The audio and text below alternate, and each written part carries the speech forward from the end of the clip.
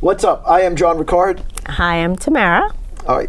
Today we're going to be talking about a book by Stephen Pressfield called Turning Pro. Right. Now he's also the author of The War of Art, which is a book that I absolutely love.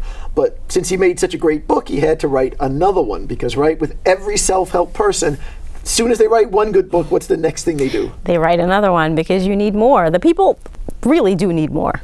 I don't think they need more. That's the funny thing to me because it started with Chicken Soup. It was some book. It was Chicken Soup for the Soul or something. Chicken Soup for the Soul. Okay, I never read it. But right after that became a big hit, then it was like Chicken Soup on stage, Chicken Soup for teens, Chicken Soup in the bedroom. Chicken Soup for your money, whatever. Right. They did the same thing with You Are a Badass is another one that came out, I guess, a year or two ago. And then it was all of a sudden, it was You Are a Badass at making money. But the thing that kind of bothers me about that a little bit is, if I'm learning the principles from the first book, shouldn't I be able to now transfer that over to making money or performing or whatever the thing is? Why do I need an entirely separate book on each little subgenre? You don't need it, but it'll be available if just in case there are folks who exactly right. So in no way are we trying to diss money. the fact that Stephen Pressfield wrote a second book. There's nothing wrong with making more money. Right, and I think the first book, The War of Art, or at least the first book I read by him, that's really the crucial book. That's the Bible. Everyone who's in any kind of creative field needs to read that book. You didn't actually read that one, but you read Turning Pro, so I figured we'd talk about Turning Pro. So everything I say in this conversation is really trying to say this is what I got from the book. I'm just not going to preface every sentence with in the book, in the book, in the book. Just assume everything you hear me say is what I got from the book, but I'm not trying to speak for the author, just trying to share what I got from the book, and I'm imagining you're doing the same, right? I read it some time ago, so right. I have to jog my memory about it. Right. But if I were to say to the average person, what is the difference between an amateur and a professional, what do you think the average person would say? I think the average person would say that the professional knows more than the amateur. Right. And I agree that that's what most people would say. And the thing is that might be true, but that's not the crucial difference. The crucial difference is in the habits of the amateur and the professional. The professional has professional habits, and the amateur has amateur habits. That's really the crucial difference. And one of the things that the author makes is this connection between an artist and an addict. You know, and I thought that was interesting because that's not something we normally put together. But we don't really think of an addict as having any type of traits that's admirable, I guess. Right. Well, he wasn't even saying this is admirable, but he's trying to say that they both have addictions, and one type of addiction is being addicted to self-sabotaging behaviors. Right. Yeah, I mean, I think on many levels, most people can relate to that, just having some type of thing or area in their life. Even if they're great in other areas, you might have one area that, you tend to self-sabotage in. Right. Well, I look at it kind of specifically. Like, again, I look at a lot of things in terms of photography, but I've seen photographers where, let's say they're fond of a certain model, and they're always booking this model. But every time they book the model, it doesn't really go well. They book the model, she shows up late. They book her, she creates a mood on set that's not pleasant. Or she just doesn't produce what they wanted. And from the outside, you're looking at it, you're going, why do you keep booking her? Every time you book her, it doesn't go well. But it's like you're addicted to this self-sabotaging Yeah, or behavior. it might be a person who's just afraid of success. Like you're afraid to, get to that level in your photography. And I mean, this is not just photography. Exactly. Right. He also talks about being addicted to displacement activities, just purely being addicted to Instagram.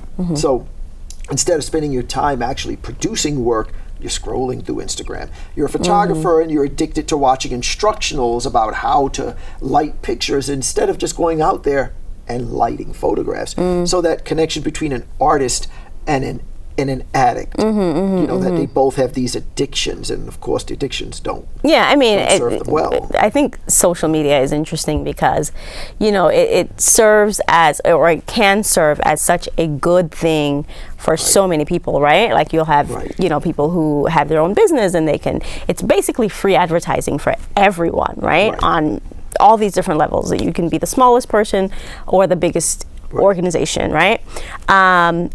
But, I mean, I know that I notice now, I see mothers pushing strollers with small children in it or walking with their small children. And instead of there being conversation, they're scrolling on whatever, Facebook, Instagram, whatever the social media might be. I don't know. You know, I've even been to some schools where, or preschools where there's signs up that says, you know, turn your phone off and speak to your child. And I'm like, oh my God, like it's gotten that bad. My favorite is there's a meme and it says, dance like no one's watching. And in parentheses it says, because no one is watching, they're all looking at their phone. You know? But going back to this idea of addiction, so that the artist starts off with an aspiration. That's what comes first. You know, I want to be a cookie maker. I want to be a physical trainer. I want to be an artist. I want to be a photographer. That comes first. And then it is immediately followed by addiction. And it might be addiction to the self-sabotaging behaviors. Waking up late every day. That's a self-sabotaging behavior for a self-employed or creative. Even though a person might say, well, it's just the way I am. Right, because that's just but that's what most people say. Well, I'm not a morning person. It's just the way I am. If that's your addiction, that's a bad thing. Now, on the other hand, if you're immediately addicted to just getting up and doing the work, then you're going to be okay.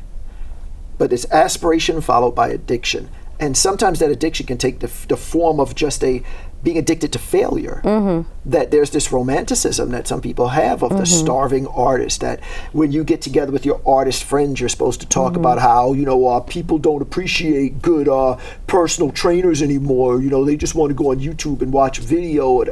And you and all of your people around you are addicted to complaining about the industry that you're in, or complaining about how it's no longer possible to succeed in this. Or if you're, you know, with or around a group of people who aren't necessarily doing well, then you're afraid to do well, because all of a sudden then you'll no longer be a part of this group, right?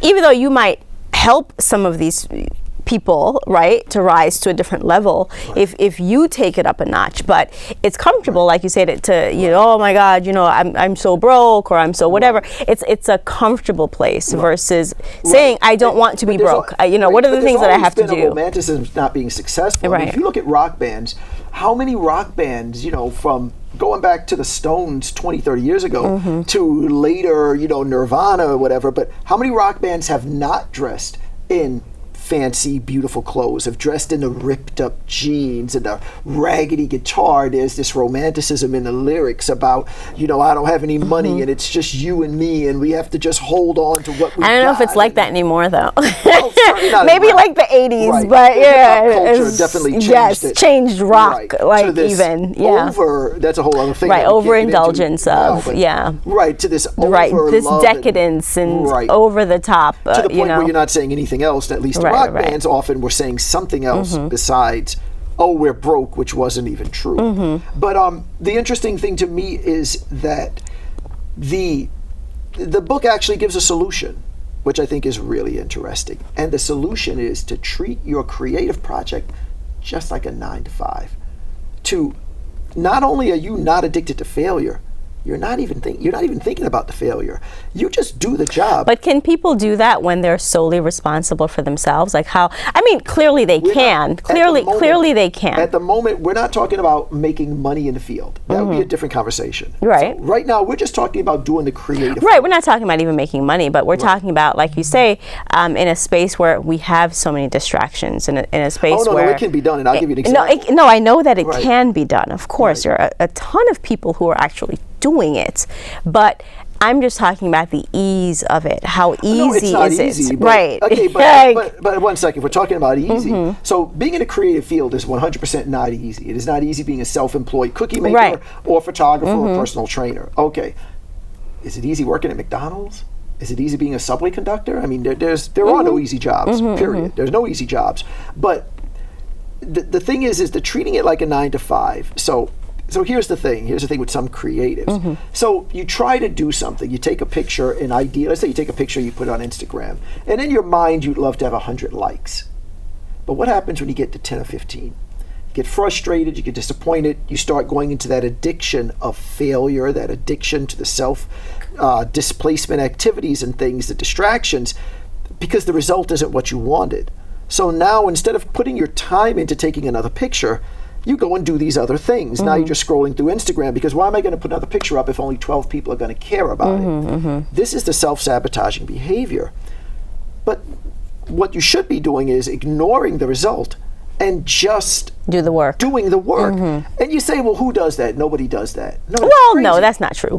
There are people who are very good at it. But you know who does it? Who does it? Is the people who are just working a 9-to-5 job. Right, all day. Because let's imagine your job is, let's say you're a cop. But we've kind of been conditioned to not be responsible for ourselves and to have autonomy, though, right? Because let's say you're in school all day, right? We spent our entire lives in school from 5 to 18 or 19 and then college, right?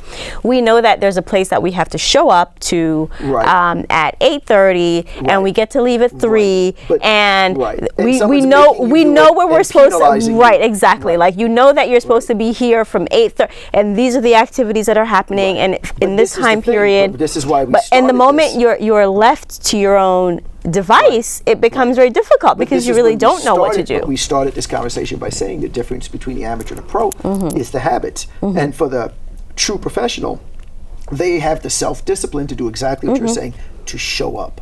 That from 9 to 5 every single day, they are working on that creative project exactly as if there was a boss who was going to write you up and call you in the office the third time you screwed up on it. And you think, again, who's really doing this? Anyone with a 9 to 5. And if you think of the failure rate, if you're at a 9 to 5, so let's imagine you're a sanitation worker and your job is to literally clean up the streets. What do you think your satisfaction rate is? Like, it's 0. Because you get out there and you clean the street. You come out tomorrow, that same street, it's dirty again. And it was dirty 50 years ago and it's going to be dirty 50 years from now. But the sanitation worker does not say, I'm going to stop cleaning the street because it keeps getting dirty. No, he comes in every day. He just cleans the street, or she just cleans the street. And anyone who has a 9 to 5, if you're teaching in a, the quote bad school where all the kids are bad, you come in every day, no one cares about the lesson, but you come in every day with the same attitude, you give it 100%, and that 9 to 5 attitude, that's what you need to do as a creative. You need to come in and work it 9 to 5 every single day, not paying attention to the results in the terms of how that affects your creative process. Yeah, right. But you kind of do need to pay attention to the results to know whether you need to pivot or whether you need to change or to shift. Right, exactly. But showing up. We're talking about this attitude of just doing the work consistently every single day and not being addicted to the failure. Right, and then the word here is the consistency. The consistency, right. So that's what we got from Turning Pro. I recommend the book highly. I think, again, I recommend The War of Art. It's a really thin book. It can be read probably in a couple hours. You don't even need. Well, a lot of self-help books aren't that thick anyway because they know you're never going to finish it, and then sometimes I don't think they know their market. No, that's not true. I think a lot of it is built on a premise that we all know, right? That we've all been introduced to at some point in time already. Exactly. You ever read a self-help book and then like you're halfway through and you go, did I read this one already? And you go, what was the one? You Are a Badass. It's The Secret. It's the same book. It's a secret. Except, again, I don't want to be disrespectful to an author. I mean, you wrote a book. No, listen, amazing, it is brilliant if you can take someone's premise and build on it. And make your own book and become wildly successful. Well, I'm going to make a book called War in the Stars, and it's going to be about people with you better do that. Swords you better do that. And little robots, and you better do that. It's going to tell that the bad person is the person's mother. It's going to be totally different from any other movie that it might sound like. Exactly. Okay. And that's also a creative conversation to be had, that nothing's new, right? And I mean, most people are always saying, oh, this person copied this and this person, and they're so offended. But in reality, right, like everything's been copied. The last thing I'll say on that is anyone who's in a creative field at all, you're going to be copied in some way, shape, or form. What you should do right now, press stop on this video, close out the page, and go watch something called Everything is a Remix. It's like 3 videos. It'll change your entire outlook on how the creative process works. Most people don't understand what creativity is. To me, if you watch Everything is a Remix, you get a whole new understanding. All right? But anyway, thank you for watching. We'll come back and talk to you guys some more. Tamara, anything you want to say? That's it. Bye. All right. Thanks, guys.